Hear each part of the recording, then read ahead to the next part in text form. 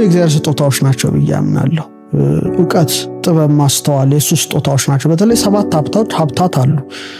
ልክ እንደ መቅረዝ ይታያል። ለምሳሌ ይሄን መቅረዝ ስትመለከቱ 7 አፎች አሉት አይደለ? ምንድነው የሚሆነው? በመካከሉ ላይ አንድ ካህን ይመጣና ዘይት ይጨምርበታል። ይሄን አስቀድሞ እግዚአብሔር ለሙሴ ሲና ተራራ ላይ ነው ያሳየው።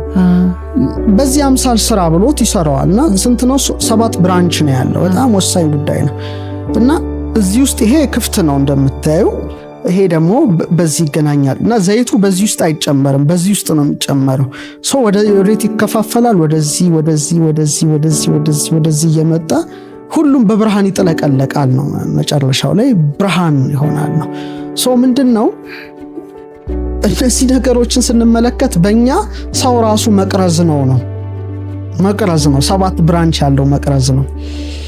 ዘይቱ ማለት መሃል ላይ የሚፈስበት የእግዚአብሔር ጸጋ ነው።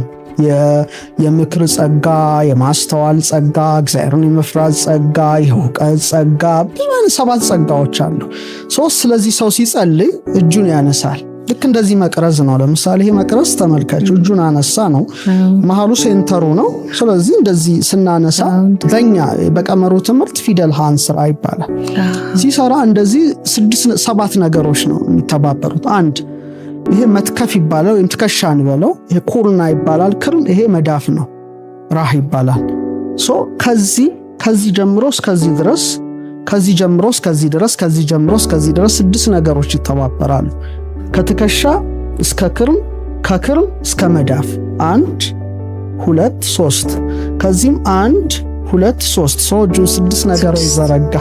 ስለዚህ መሃሉ ይሄ ነው ማለት ነው። የ7ኛው ብሬኑ ነው። እግዚአብሔር መንፈስ ማረፊያ ራሱ ነው። ቀጥ አለ ማለት ነው። ለመነ ማለት ነው። ይሰጣል። በጣም ወሳኝ ጉዳይ ነው እና ምን እንለዋለን እኛ? ይሄንን ድማህ ይባላል በእኛ። ደ ማለት ዴዴ ዶር ነው፣ ጌት ነው።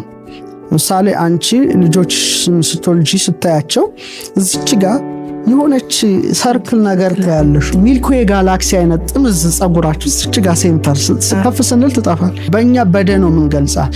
ዶር ናት፣ ሰማያዊ አንቴና ናት ማለት ነው። ረቂቁን ዓለም ባበሶ ጥበብ ቤቷን ሰራች፣ 7 ምሰሶችን አቆመች ሲባል ይሄ ሁሉ ትርጉም የያዘ ነው። 2 አይን፣ 2 ጆሮ፣ 2 የአፍንጫ ቀዳዳ፣ አፍ 7 ነገሮች ናቸው። ሰውም ሊኖረው ይችላል። ሰው ግን የሚለየው ውሳጣዊ አይምሮ አለው እዚህ ውስጥ ማለት ነው። እጁን ዘርግቶ 7 ነገር ይሰራል ማለት ነው። ስግደትም ሲሰግድ ለአምላኩ 7 ነገሮችን መሬት ማሳረፍ ግዴታው ነው።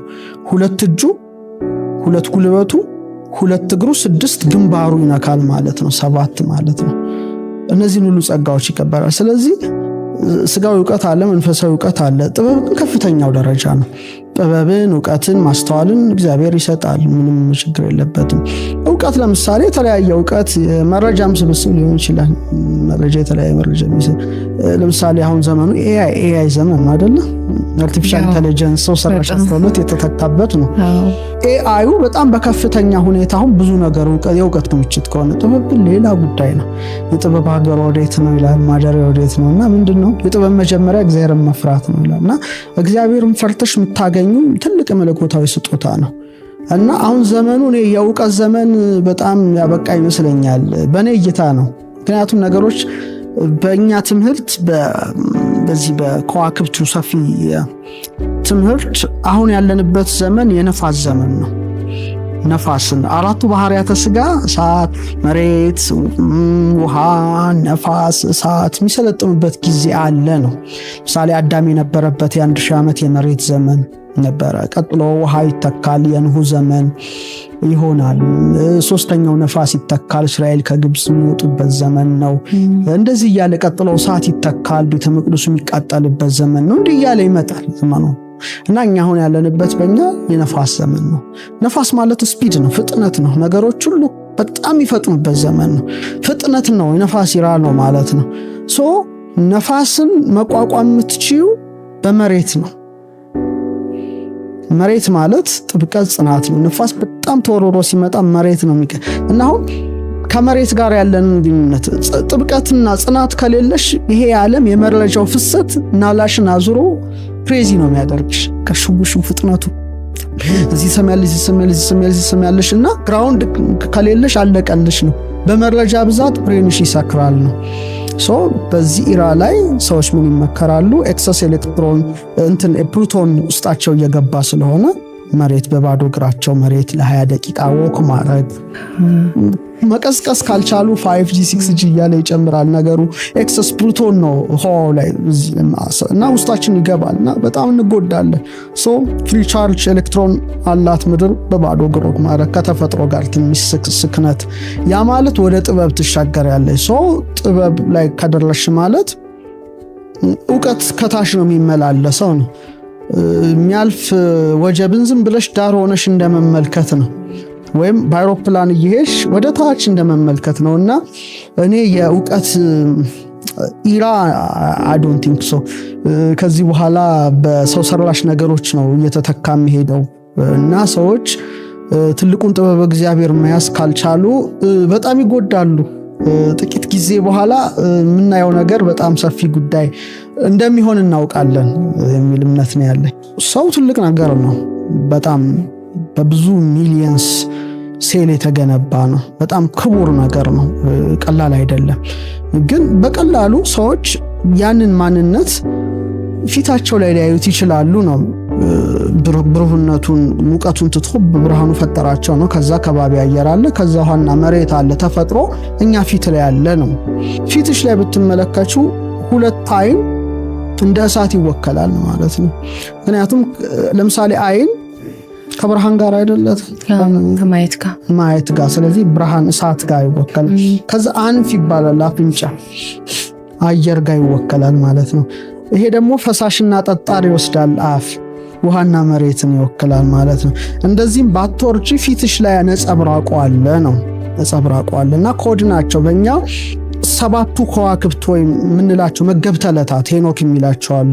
አይን ሁለቱ ፀሐይ ይሄ አይን ዘየማን ፀሐይን ይወክላል። አይን ዘጸጋም ጨረቃን፣ ይሄ መሪህ ማርስን፣ አጣር ሜርኩሪን፣ መሽተሪ ጁፒተርን፣ ዙሁራ ቪነስና ይሄ ሳተርንን ይወክላል። ይሄ እንደ ከንፈር ቅርጹ ራሱ ቀለበታ አይነት ወክሎ ይገለጻል ማለት ነው። ሰዎች ምን ላይ ናቸው የሚለውን በራሳቸው ሊያውቁት ይችላሉ። ለምሳሌ መላእክት ባህሪያቸው እንደ ነፋስና እንደ እሳት ነው። እንደ ነፋስ ይፈጥናሉ፣ እንደ እሳት ይረቃሉ ማለት ነው። እንስሳ ደግሞ አብዛኛው የሚጫነው አራዊት ውሃና መሬት ነው። ሰው ሁለቱንም አስተባብሯል ነው። ለምሳሌ እሳትና ነፋስነትሽ ካየለ ኮምፕሊትሊ ምን ትሆኛለሽ? ወደ ላይ መሄድ ትመኛለሽ ነው። እሳትና ነፋስ ወደ ላይ ነው በብዛት ቀሊላን ናቸው ይላሉ ሊቃ ኢትዮጵያ ሊቃውንት። ሰው እሳትና ነፋስነቱ ከበለጠ እንደ መልአክ መሆን ሰው ያምረዋል።